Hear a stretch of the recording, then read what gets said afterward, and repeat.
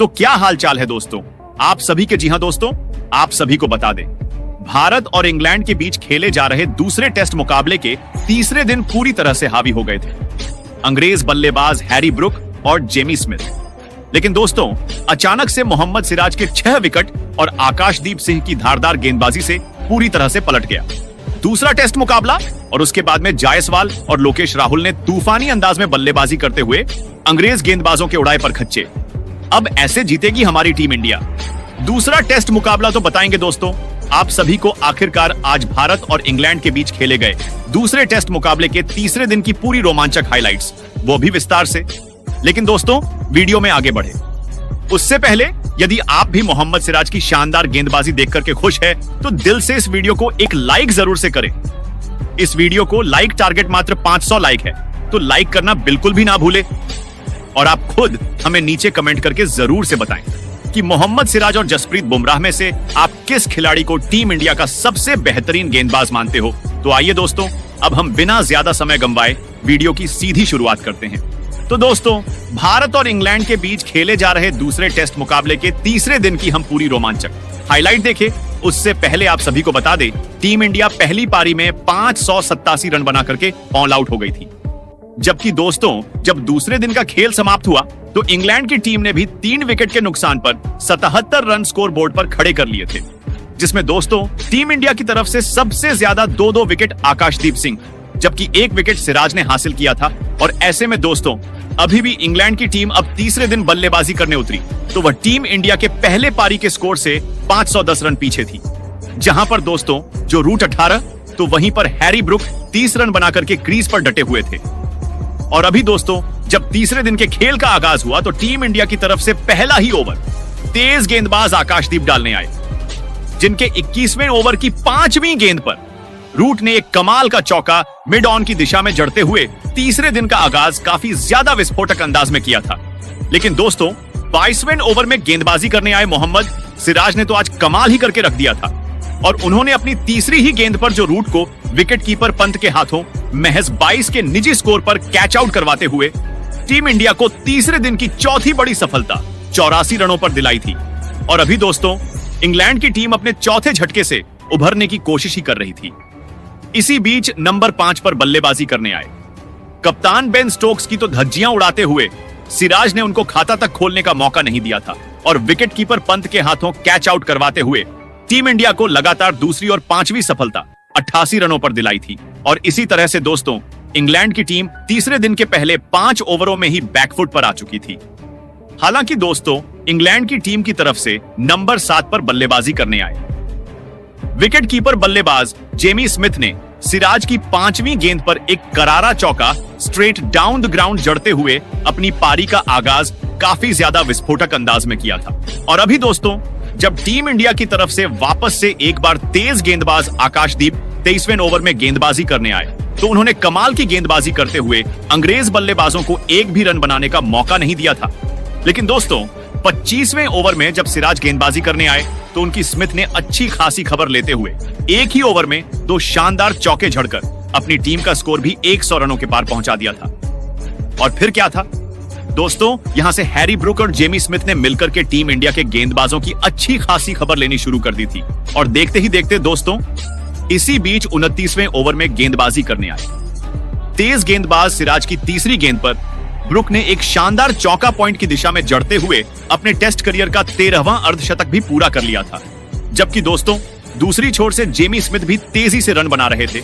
और इसी बीच दोस्तों, जब 32वें ओवर में कप्तान शुभमन गिल ने गेंद और एक तेज गेंदबाज प्रसिद्ध कृष्णा के हाथों में थमाई तो उनकी तो दोस्तों जेमी स्मिथ ने ऐसी कुटाई की, मुझे तो ऐसा लग रहा था यह टेस्ट मुकाबला नहीं बल्कि T20 मुकाबला खेला जा रहा हो। क्योंकि दोस्तों, आप खुद सोचिए, जेमी स्मिथ ने प्रसिद्ध की दूसरी गेंद पर एक चौका जबकि तीसरी गेंद पर छक्का, तो वहीं पर बची हुई आखिरी लगातार 3 गेंदों पर 3 चौके जड़ते हुए 32वें ओवर में टीम के खाते में महत्वपूर्ण 23 रनों का इजाफा कर दिया था। साथ ही साथ दोस्तों, अपनी टीम का स्कोर भी 150 रनों के पार पहुंचा दिया था। और अभी दोस्तों, जब टीम इंडिया की तरफ से 33वां ओवर स्पिन गेंदबाज रविंद्र जडेजा डालने आए तो उनकी आखिरी गेंद पर जेमी स्मिथ ने एक शानदार चौका एक्स्ट्रा कवर की दिशा में जड़ते हुए अपना टेस्ट करियर का 5वां अर्धशतक भी पूरा कर लिया था। और फिर क्या था दोस्तों, ब्रूक और जेमी स्मिथ ने जिस तरह से टीम इंडिया के गेंदबाजों की कुटाई की थी, जिसे देख करके तो ऐसा लग रहा था कि इंग्लैंड वाले टेस्ट खेलने की जगह पर T20 मुकाबला खेल रहे थे। और इसी तरह से दोस्तों, निर्धारित 37 ओवर के खेल में इंग्लैंड की टीम ने 5 विकेट के नुकसान पर 188 रन स्कोर बोर्ड पर खड़े कर लिए थे। साथ ही में दोस्तों, हैरी ब्रूक और जेमी स्मिथ ने मिलकर के 7वें विकेट लिए महज 90 गेंदों में शानदार 104 रनों की साझेदारी भी पूरी कर ली थी। और कहीं ना कहीं दोस्तों, अभी टीम इंडिया को यहां से विकेट चटकाना काफी ज्यादा जरूरी हो चुका था।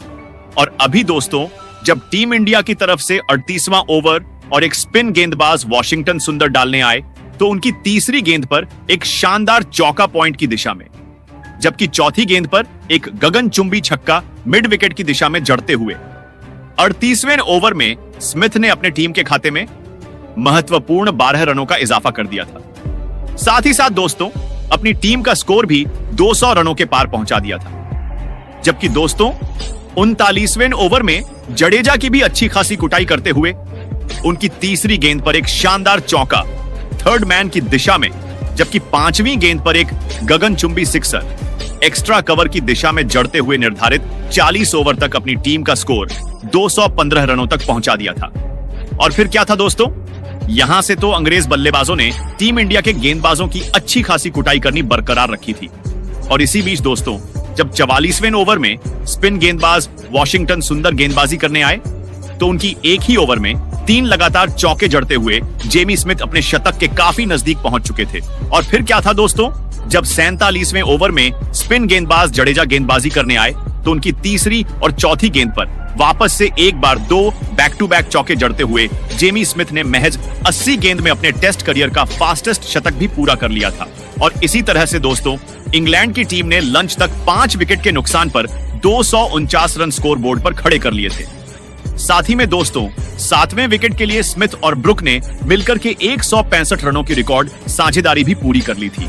हर ओवर के साथ भारतीय टीम की बढ़त कम होती जा रही थी और इंग्लैंड का आत्मविश्वास वापस लौट रहा था। टी ब्रेक से पहले भी कोई विकेट नहीं गिरा। लंच ब्रेक तक भी भारत को कोई सफलता नहीं मिली। मोहम्मद सिराज, आकाशदीप, वॉशिंगटन सुंदर सभी ने अपनी किस्मत आजमाई, लेकिन एक भी गेंद उस जादू को नहीं तोड़ सकी जो ब्रूक और स्मिथ ने रच रखा था। और फिर मैदान पर बज उठी तालियां। दोनों बल्लेबाजों ने अपना अपना शतक पूरा कर लिया, लेकिन वो यहीं नहीं रुके। शतक के बाद उनके कदम और तेज हो गए और दोनों ने अपने 150 रन भी पूरे कर लिया। अब ये मैच एक अलग ही कहानी कह रहा था। भारत की बढ़त घटती चली जा रही थी। कभी 300 से ऊपर दिखने वाली लीड अब 200 के आसपास सिमट चुकी थी। कमेंटेटर भी हैरान थे, दर्शक भी चौंक गए थे और ड्रेसिंग रूम में हर भारतीय खिलाड़ी का चेहरा गंभीर था। लेकिन जब सब उम्मीद छोड़ने को तैयार हो रहे थे, तभी ब्रूक की पारी अचानक थम गई। जी हाँ दोस्तों, वो लम्हा आ ही गया जब पूरे बर्मिंघम के मैदान पर फिर से सन्नाटा छा गया और भारतीय फैंस की सांसें एक बार फिर से वापस लौटने लगी। आकाशदीप, जो पूरी दोपहर अपनी रफ्तार और मेहनत से एक विकेट की तलाश में लगे हुए थे, उन्होंने आखिरकार तीसरे सेशन के 53वें मिनट में वो काम कर दिखाया जिसकी उम्मीद अब धीरे धीरे धुंधली पड़ रही थी। 300 से ऊपर की साझेदारी, घंटों तक विकेट का सूखा और गेंदबाजों की थकी आंखें, इन सब के बीच आकाशदीप की एक इनस्विंग गेंद ने हैरी ब्रूक के पैरों में क्रैम्प से पैदा हुए उस छोटे से गैप को तलाश लिया, जिसकी वजह से बल्ले और पैड के बीच रास्ता खुल गया। और जैसे ही गेंद उस रास्ते से अंदर घुसी, गिल्लियां छिटककर हवा में नाच उठी। मैदान की भीड़ गूंज उठी। भारतीय खेमे में राहत की लहर दौड़ गई और आकाशदीप ने हाथ आसमान की ओर उठाकर अपनी मेहनत को सलाम किया। हैरानी की बात यह थी कि हैरी ब्रूक और जिमी स्मिथ की इस साझेदारी ने इतिहास रच दिया। जी हाँ, इन दोनों ने मिलकर छठे विकेट के लिए भारत के खिलाफ सबसे बड़ी साझेदारी दर्ज की, पूरे 303 रन। एक ऐसा आंकड़ा जिसे भारत की गेंदबाजी ने कभी इतने लंबे समय तक सहा नहीं था। ब्रूक ने 234 गेंदों में 158 रन बनाए, जिसमें 17 चौके और एक गगनचुंबी छक्का शामिल था। उनकी पारी क्लासिक, नियंत्रित और आक्रमण का अद्भुत संगम थी। जब वो आउट हुए तब इंग्लैंड का स्कोर पहुंच चुका था 387 रन पर 6 विकेट के नुकसान पर। अब मैदान पर उतरे क्रिस वॉक्स, एक ऐसा बल्लेबाज जो कभी बल्लेबाजी से चौंका देता है और कभी गेंद से कहर बरपाता है। जिमी स्मिथ के साथ उन्होंने फिर से एक साझेदारी की नींव डालने की कोशिश की, लेकिन अब पिच पर माहौल बदल चुका था। गेंदबाजी की लय बदल चुकी थी और भारतीय खेमे में वो चुप्पी टूट चुकी थी जो घंटों से खींची हुई थी। एक तरफ से आकाशदीप ने जैसे अपनी सांसें तेज कर दी थी। हर गेंद, हर रन और हर अपील अब ज्यादा तीखी, ज्यादा गंभीर लग रही थी। दूसरी ओर से मोहम्मद सिराज, जो पहले ही 3 विकेट विकेट झटक चुके थे, अब फिर से रनअप में और तेजी से दौड़ते नजर आ रहे थे। गेंद में स्विंग लौट आई थी, फील्ड सेटिंग्स आक्रामक हो चुकी थीं और दर्शक दीर्घा से फिर से भारत भारत के नारे उठने लगे थे। अब रन नहीं, विकेटों की बरसात शुरू होने वाली थी। ये वो वक्त था जहां इंग्लैंड के बल्लेबाजों को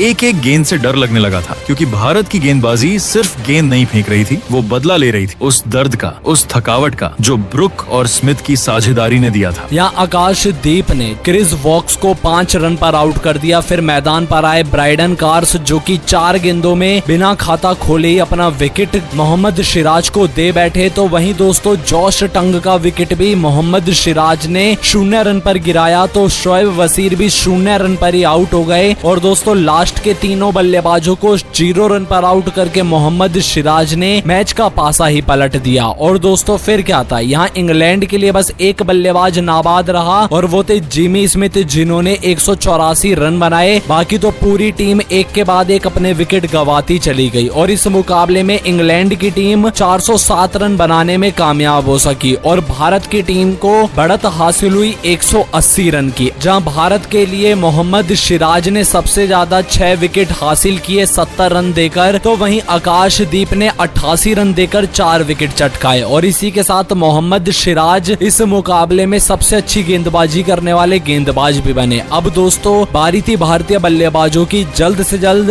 200-300 रन बनाकर इंग्लैंड की टीम के सामने टारगेट सेट करने का। अब दोस्तों यहाँ भारत की तरफ से यशस्वी जायसवाल और केएल राहुल पारी की शुरुआत करने के लिए आए, जहां दोनों बल्लेबाजों का एम बस यही था कि जैसे तैसे करके टीम के स्कोर को तीसरे दिन का खेल समाप्त होने तक 100 रन के पार लेकर जाए। लेकिन दोस्तों इंग्लैंड की गेंदबाजी भी इस बार कमजोर नहीं थी, उन्होंने भी सही लाइन लेंथ पकड़ी और मैच को आज बिना किसी नुकसान के ही समाप्त उन्हें करना पड़ा। हालांकि दोस्तों भारत की टीम के पास अभी भी लीड देखी जाए तो 200 से ऊपर रन की है और भारत की टीम को काफी बड़ी बढ़त मिल चुकी है, जिसके चलते टीम इंडिया चौथे दिन इंग्लैंड को अगर 400 रन का टारगेट भी देगी तो बड़ी आसानी से भारत इसको अचीव करने के बारे में सोचेगा। बाकी दोस्तों अब आप सभी की क्या राय है भारतीय टीम की बल्लेबाजी और गेंदबाजी आज के इस मुकाबले में देख लेने के बाद, और आप टीम इंडिया को 10 में से कितने नंबर देना चाहोगे? अपनी कीमती राय हमें कमेंट करके जरूर बताइएगा।